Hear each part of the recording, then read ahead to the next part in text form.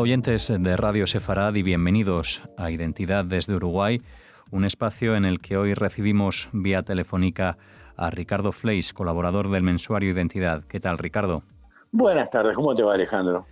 Estupendamente, estamos en este espacio de nuevo hoy con ustedes, Ricardo, para hablar de las elecciones de Israel, esos terceros comicios que se han celebrado en el último año y del que usted nos va a hablar por una posible coalición de gobierno allí en Israel. Sí, digamos, a ver, más que nada yo quiero hacer un análisis desde mi punto de vista. Entrar en el territorio de las elecciones en Israel es como las películas tienen estructuras. Las películas de terror tienen una estructura en la cual todo empieza muy bien y a medida que uno se va adentrando en ellas o va transcurriendo el tiempo, empieza a ser cada vez más dramática. O sea que a primera vista parecería ser muy fácil o muy sencillo, y creo que la mayoría de las cosas, y a medida que uno va entrando, se va convirtiendo en más. Vamos a ver cuáles han sido las últimas 3 elecciones en Israel, abril, septiembre y marzo.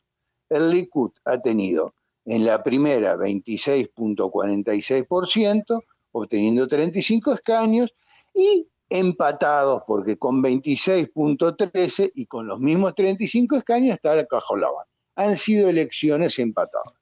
La segunda elección, Cajol Labán da vuelta a eso, tiene 25,95 contra 25.1. Nuevamente, yo diría que es un empate técnico, 33 y 32.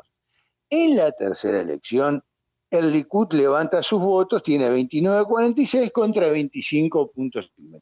Hasta ahí hablamos solamente de números y nada.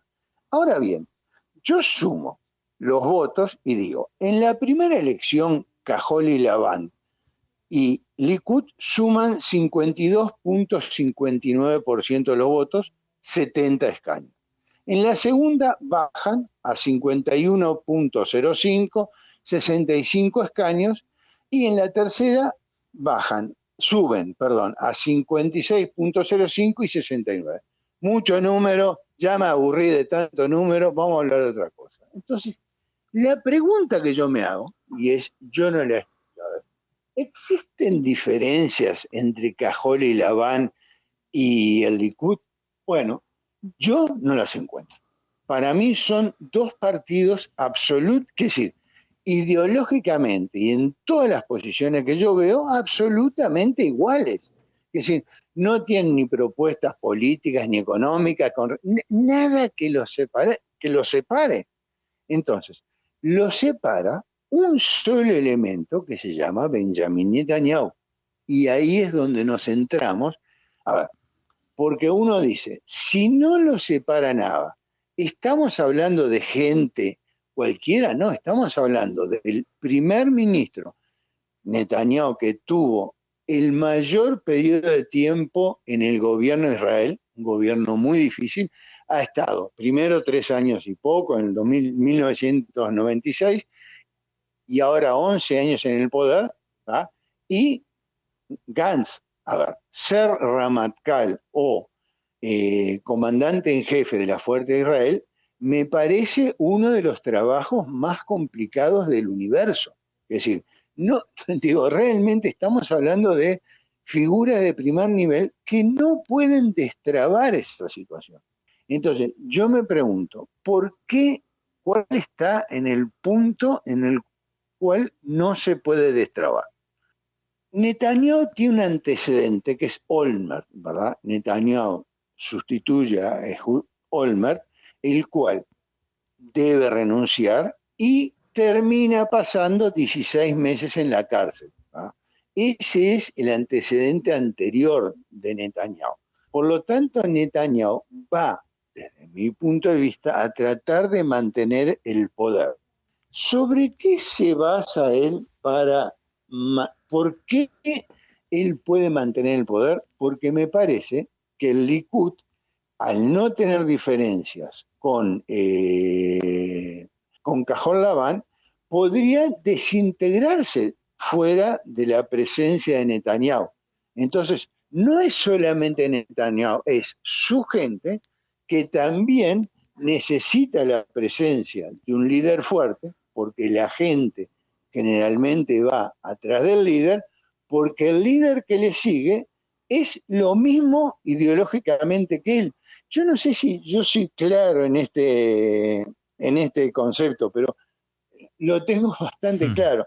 Entonces, digo, si Netanyahu cae y tendría que ir preso, entonces las fuerzas que reúnen podían irse a cualquier lado, porque Israel, desde su fundación, uno debía tener mucha erudición para saber cómo ha sido el desarrollo de los partidos políticos. También es cierto que el primer ministro que ha tenido demasiados más años que Netanyahu en el poder ha sido Ben-Gurión, que ha tenido 11. Ahora, yo digo, la mayoría de los países solucionan el problema de Israel, todos los países democráticos, teniendo mandatos perentorios, que es decir, en Estados Unidos, después de la ley de la enmienda, creo que es la 23 del 47, ningún presidente puede estar más de 2 periodos consecutivos. Punto y aparte. También lo tiene Uruguay, también lo tiene la mayoría de países que evitan que los presidentes se eternicen en el poder. Creo que para la democracia es importante. Es distinta la problemática en España, ¿no? Pero en Israel, ahora, ¿qué decir? ¿No hay solución para el problema? Sí hay solución para el problema. La solución es simplemente política, ¿no? Entonces, ahí es donde creo que ahí es donde está la complejidad del tema, no en la capacidad de los actores, sino en la voluntad de los actores. Creo que eso es más o menos lo que uno puede transmitir desde afuera. Después están todos los problemas internos, las coaliciones internas, porque el lunes podía haber una coalición, pero Israel Beiteinu, el partido de Víctor Lieberman, no quiere estar en la lista con los árabes, pero tampoco quiere estar en la lista con los religiosos, y es un panorama muy complicado el de Israel, pero yo creo que hay una figura en este momento que está interrumpiendo la posibilidad de no ir a una cuarta elección que realmente no tiene sentido, que es Netanyahu. Esa es mi opinión en 7 minutos, en 8 minutos. Creo que uno puede hablar mucho, pero creo que ahí está la opinión. Bueno, Ricardo, pues gracias por compartirla con todos los oyentes de Radio Sefarad, una opinión acerca de esa situación política en Israel que, si bien es complicada, también es complicada ya el mecanismo político de este país, no únicamente en estas elecciones, ¿no? Quiero decir una cosa, Alejandro. Sí. A ver, Israel no hace muchos años, pero hace muy pocos años subió el número de porcentaje que tiene que tenerse para llegar a la Knesset de 2 a 3.25. Es decir, ha habido cambios que han permitido regular una Knesset que es muy difícil de manejar. Es decir, entiendo que existiendo la voluntad política, el problema puede destrabarse. El problema es que exista la voluntad política para destrabarlo. Pero tampoco estamos hablando, como en España, en el caso del Partido Popular, el PSOE, que yo entiendo que si bien no se colocan en las antípodas, ideológicamente tienen diferencias sustanciales. Lo que yo empezaba diciendo esto es que entre Cajol y Laván y el Likud, yo no entiendo que existan diferencias políticas sustanciales, como para no llegar a un acuerdo, como para trabar una situación en un país que sí tendrá problemas como para tener un problema de llevar a 4 elecciones. Bueno, pues estaremos atentos a esa situación y a ese posible desbloqueo para llegar a un acuerdo y conformar gobierno en Israel. y no llegar a esas cuartas elecciones. Estaremos pendientes de ello, eso es. Muchas gracias, Alejandro, y ha sido un gusto. El gusto es nuestro. Ricardo Fleis, colaborador del mensuario Identidad.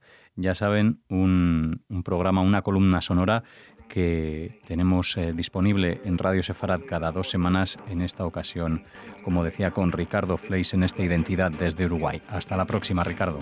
Hasta la próxima. Un abrazo fuerte.